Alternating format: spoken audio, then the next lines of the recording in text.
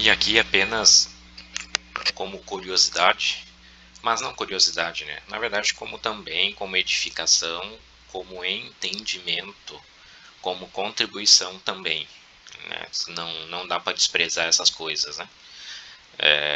Aqui é um artigo aí comum de possível disponível na internet que trata sobre essas curiosidades aí científicas e da natureza, né, no âmbito das ciências naturais, né, que traz o testemunho desse pequeno animalzinho aqui. Ele pertence ao reino animal, entre aspas, né, que simplesmente é o testemunho físico da existência da imortalidade associada a um organismo biológico. É simplesmente isso, né? Isso é um bom motivo para ajudar a reforçar a questão de que todas as coisas, o verbo, aquela ideia do verbo serem a ideia do o estabelecimento, o postulado de 2 mais 2 serem 4, mas a existência de elementos físicos, né, que vão seguir essa lei, ela não é necessariamente obrigatória, portanto ela é contingente, né? Independente de terem existido laranjas e maçãs, né, na nossa existência, o 2 mais 2 serem igual a 4, ele ainda assim ele está postulado e ele não pode ser revogado, né? Ele não pode ser refutado, certo? Isso é uma ideia que já tem ficado bastante claro para mim, que tudo que a gente faz, inclusive as nossas ações mais simples e cotidianas, a gente concebe elas primeiramente no espírito, ou seja, no nosso entendimento, no cerne do nosso ser, tá? Na nossa mente, e depois a gente concretiza ela fisicamente, né? Por isso que antes de tudo era o verbo. No princípio era o verbo estava com o Altíssimo e o verbo era o Altíssimo. Por isso que esse é o primeiro passo de tudo, conforme João, lá, né? Quando abre os escritos de João. Então, desde de uma atividade como pegar um ônibus, por exemplo, ou cortar um pedaço de madeira, a gente já planejou essa, mesmo que de maneira automática e quase que rápida e imperceptível, né? Mas a gente já planejou essa ideia frações de segundos antes na nossa mente. A gente concebeu já essa ação dentro da nossa mente, tá? Que é o que a gente pode entender como espírito, como entendimento, né? E imediatamente depois ela é realizada, ou seja, ela vem à realidade de maneira física, palpável, tangível, né? E visível. Então, por que eu estou dizendo isso? Porque significa então que se a gente não tiver algum testemunho que seja de uma ideia dessa, é difícil a gente. E isso aqui na verdade está tratando da misericórdia dele, tá? Da misericórdia do Criador. Por quê? Porque quando a gente caiu no Éden, a gente veio para essa criação de escuridão, se afastando de conseguir ver as coisas do Espírito, como antes a gente via no Éden, antes do erro, certo? Mas aí, pela misericórdia dele, ele ainda nos dá testemunhos físicos que a gente possa ver aqui, nessas condições caídas e degradadas que a gente se encontra, tá? Ele ainda nos dá testemunhos físicos para que a gente possa. Esse é o sentido da palavra testemunho, né? Para que testemunhem a favor da veracidade dessas ideias, tá? Muitos ainda duvidam da alma imortal, da vida imortal, ou seja, da imortalidade ser viável, né? E no entanto a gente tem um organismo biológico existindo ao nosso lado aqui na criação, que simplesmente ele comprova isso. Ele está testemunhando que não, olha, olhe para mim, olhe para minha existência e confirme que esse estado de imortalidade ele é plenamente possível e real, mesmo associado a um organismo biológico, ou seja, um organismo com metabolismo, com biologia, tá? Com matéria, mesmo assim ser imortal. Ele está diante dos nossos olhos, o testemunho, né? Assim como todas as outras coisas, né? Se a gente tiver uma dificuldade de entender como age o espírito do Criador, a gente olha para o ar. Foi isso que o Salvador tentou fazer com Nicodemos, certo? Assim como alguns comportamentos, por exemplo, a gente tem seres que não querem trabalhar pelo próprio alimento e estão aí roubando dos alheios, né? O que é isso? É uma ave de rapina. A gente tem que enxergar a ave de rapina para entender que essa ideia, né? Quando a gente observa o comportamento de uma ave de rapina e enxerga a injustiça nela, isso é uma aula e um testemunho de que esse comportamento existe espiritualmente entre a gente, certo?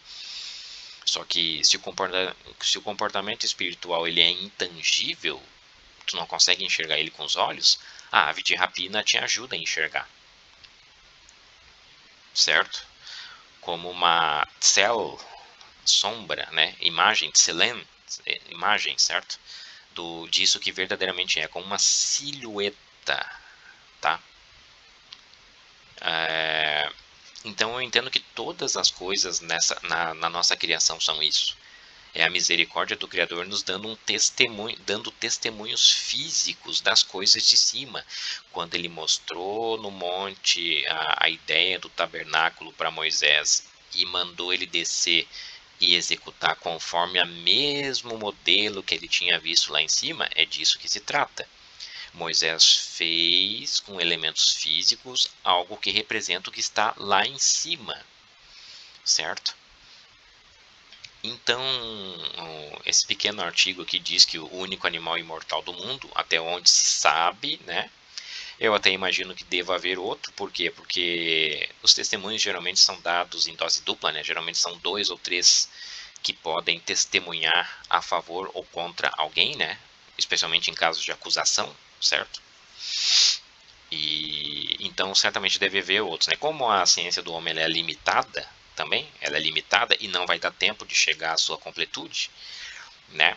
Então aqui está o único até hoje catalogado, mas certamente deve existir outros também, né? Que ainda o homem não conseguiu alcançar. Esse animal, que é o único animal imortal do mundo, é uma minúscula água viva, né? A água da vida, a água viva, aquela por que será, né, que esse animal para nós aqui vai chamar desse jeito, né? A água viva, aquela da mulher samaritana, do poço de Jacó, certo? Quase do tamanho da unha de um dedo mindinho. Ela tem o tamanho de um dedo humano, nosso, o dedo do homem, o dedo do corpo do homem, o dedo do Altíssimo, né? O espírito. A gente já conversou sobre isso já. Aqui está o nome científico em latim, que é a língua de Roma, né?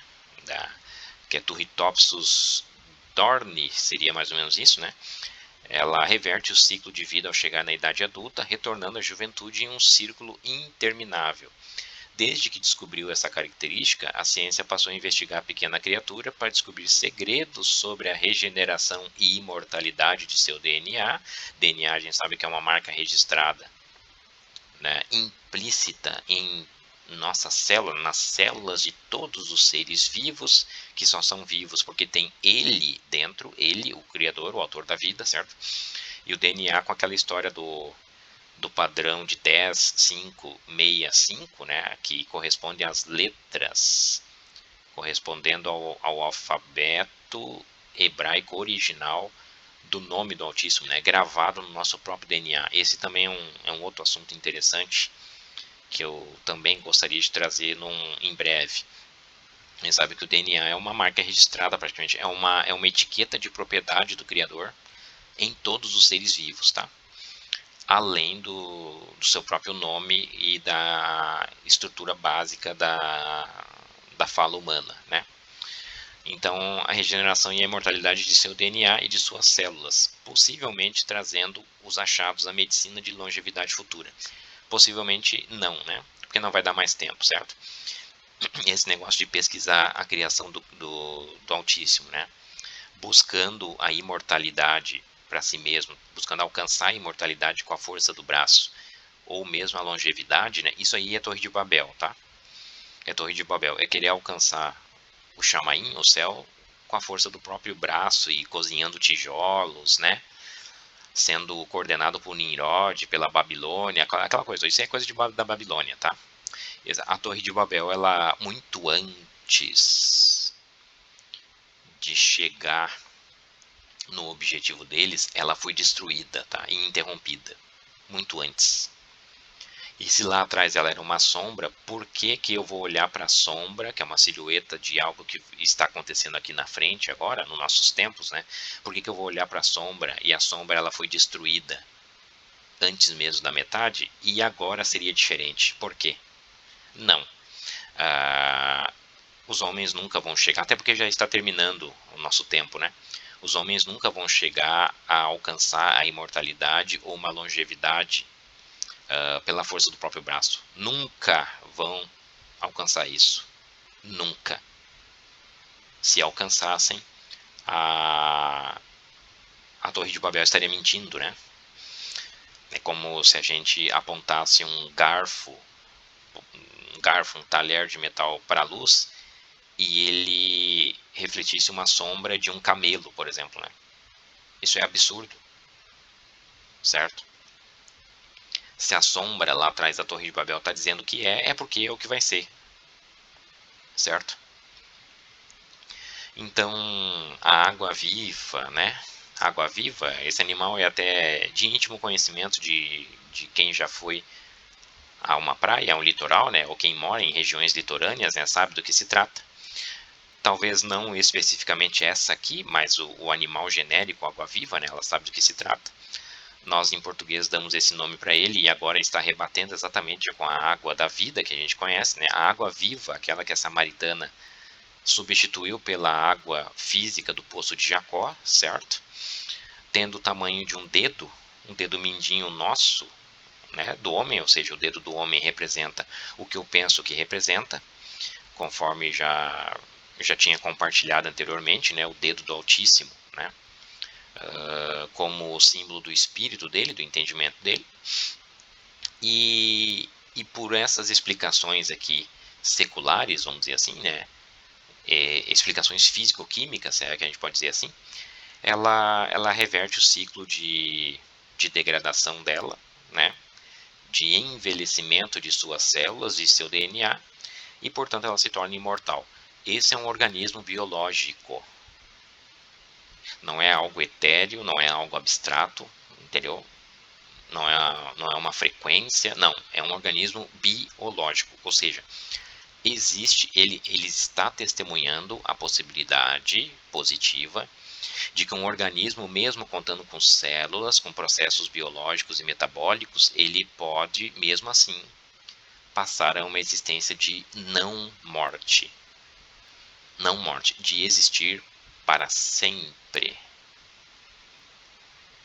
Certo? Então, quer um testemunho maior que esse, né? E certamente deve haver outros, certo? Que ainda o homem não catalogou e talvez não dê mais tempo de catalogar. Mas aqui está a prova, vamos dizer assim, é a prova, sim, dá para chamar de prova, né? Da imortalidade, certo?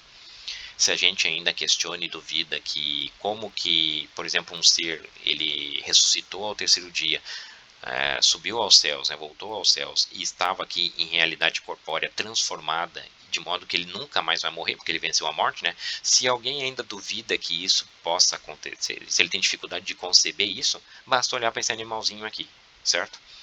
Que não por acaso é chamado de água viva também. Tá? Basta olhar para esse animalzinho aqui. Se esse animalzinho faz isso, por que o nosso Salvador e aqueles que ele salvar no milênio não passarão por isso? Não se transformarão desse jeito aqui? Por que que não? Claro que sim, pode acontecer e vai acontecer, porque está sendo testemunhado, certo? Se a gente não tivesse nenhum testemunho, a gente continuaria na escuridão. Mas acontece que a gente tem o testemunho. Então agora a gente não pode mais duvidar. Lembrem de Romanos, né, que o poder invisível das coisas do Criador claramente estão manifestas nos itens que foram criados, né? Nos elementos, nos animais, nas árvores que foram criadas, né? E o que eu consegui captar, que ainda é pouco, né? Eu vou trazendo aqui na medida do possível, mas a ideia de Romanos está bem firme, tá? E essa aqui é mais um exemplo disso.